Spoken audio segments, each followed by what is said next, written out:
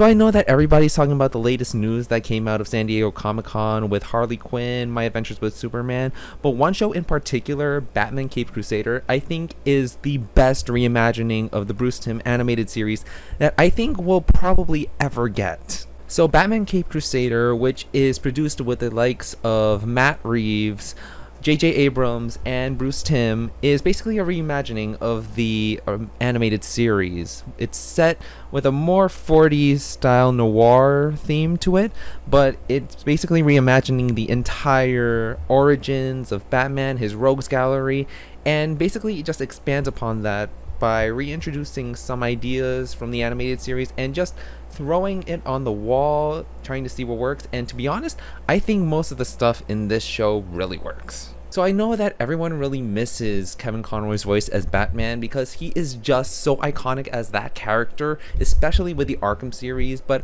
I really think that Hamish Linklater's role and performance as Batman really takes it up a notch because he is able to differentiate both of those sides, whereas I think Conroy's voice was a little bit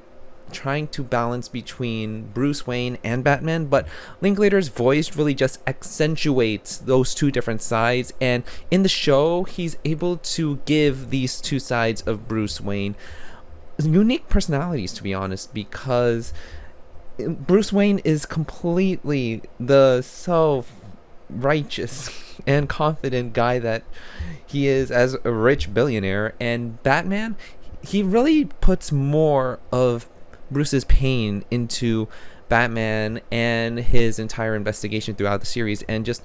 hearing Linklater's voice as Batman, I think really fits the character perfectly. The villains in the show also really honor those previous incarnations from Bruce Timm's animated series because Harley Quinn in this show is completely different from the one we've seen in the original series, because in this series she's much more anti-heroic and she plays into that a lot more, which I think adds on to the maturity that this show has taken from the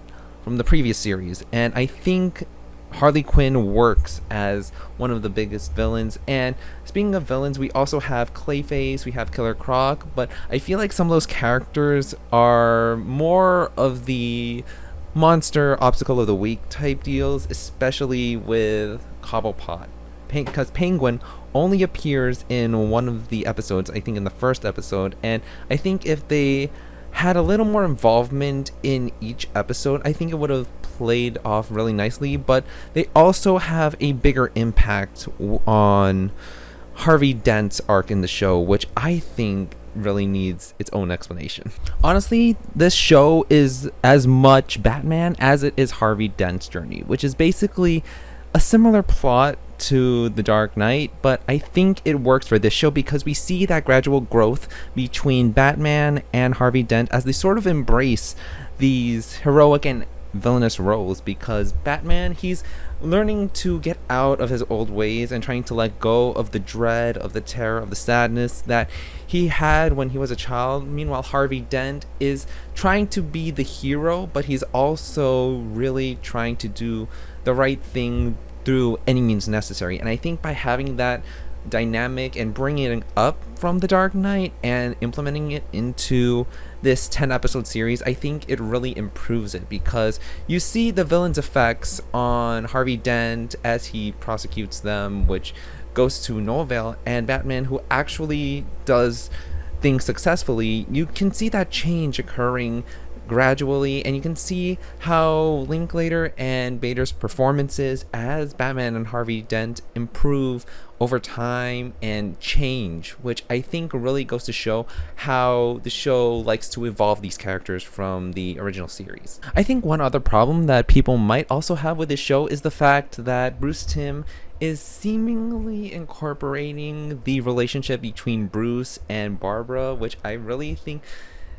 doesn't really work, but they have this build up throughout the entire series where Barbara is basically trying to uncover the mystery of Batman with Renee Montoya, and honestly those two characters are just really awesome together. But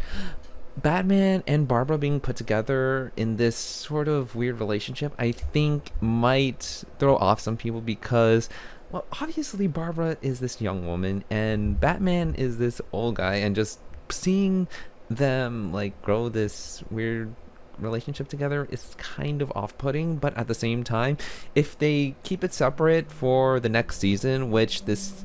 season has a big send-off, I think it might work for the next season if they keep it as partners only. And if they decide to focus on Barbara and Bruce's relationship developing in that sort of way, I think it won't work. But I really enjoyed the scenes where they're trying to uncover this mystery together, and they're trying to uncover why these villains are popping up, especially now, and just seeing Barbara putting her skills to use, seeing her voice actor's performance, I think it just really shines through. However, outside of those two problems, I really think that the action, the animation style, and the music really fits in with the 40s noir tone that they really want to incorporate into the show, because the original animated show, I felt like it had more of the 60s style, which focused more on the mafia, modern mafia side. But in this show, it really accentuates the different styles that the villains have, the different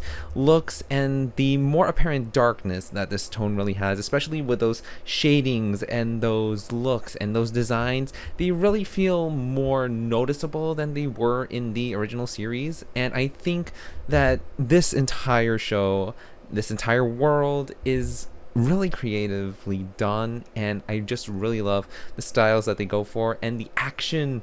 itself is so awesome. And